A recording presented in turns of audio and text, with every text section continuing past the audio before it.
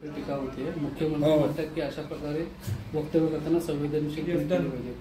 संजय राऊत यांनी देखील टीका केली। नव्या एक गोष्ट लक्षात घेतली पाहिजे, आमचं सरकार हे लाडक्या बहिणींचं सरकार आहे। महिलांच्या बाबतीमध्ये अत्याचार जे होत आहेत त्या बाबतीत झिरो टॉलरन्स ही पॉलिसी आमच्या सरकारची पहिल्या दिवसापासूनची राहिलेली आहे।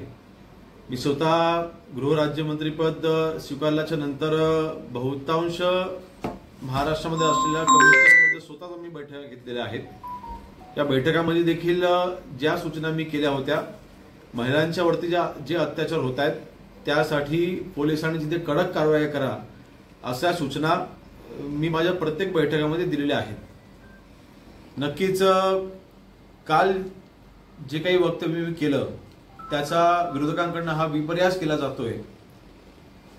ज्यावेळेस मी तिथे स्वारगेट येथे गेलो त्यावेळेस एक गोष्ट लक्षात आली की रहदारीचं ती जागा आहे आणि अशा रहदारीच्या जागेमध्ये जर का आमच्या बहिणीवरती अत्याचार होत असताना कोणी ऐकलं कसं नाही, कोणी मदतीसाठी धावून कसं गेलं नाही, हा प्रश्न जेव्हा म्हणजे त्या पोलिसांना विचारला त्यांनी जे मला उत्तर दिलं ते मी काल माझ्या प्रेसमध्ये मी सांगितलं।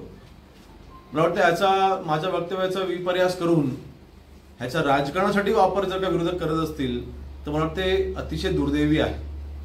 आमच्या सरकारची पॉलिसी ही महिलांच्या अत्याचाराच्या बाबतीमध्ये ही झिरो टॉलरन्स पॉलिसी आमची आहे आणि जी कायम राहील। किंबहुना मी काल देखील म्हटलं होतं की जो काही आरोपी, ज्यावेळेला हा आरोपी पकडला जाईल तेव्हा त्याच्यावरती कडक कारवाई झाली पाहिजे अशा पद्धतीच्या आमच्याकडनं तिथे जे काही कायदेशीर बाबी करायच्या त्या केल्या जातील हे माझं कालचं स्टेटमेंट होतं।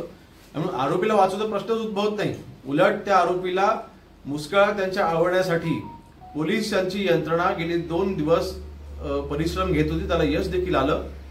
आणि शेवटी गृहराज्यमंत्री म्हणून माझा तिकडे जाण्याचा उद्देश देखील हाच होता की पोलिसांच्या मार्फत जी कारवाई केली जाते ती योग्य आहे की नाही त्याच्यावरती लक्ष ठेवण्यासाठी किंवा लवकरात लवकर त्या आरोपीला पकडा, त्याच्यावरती कारवाई ही कडक झाली पाहिजे ह्या सूचना देण्याकरता मी तिथे आलो होतो।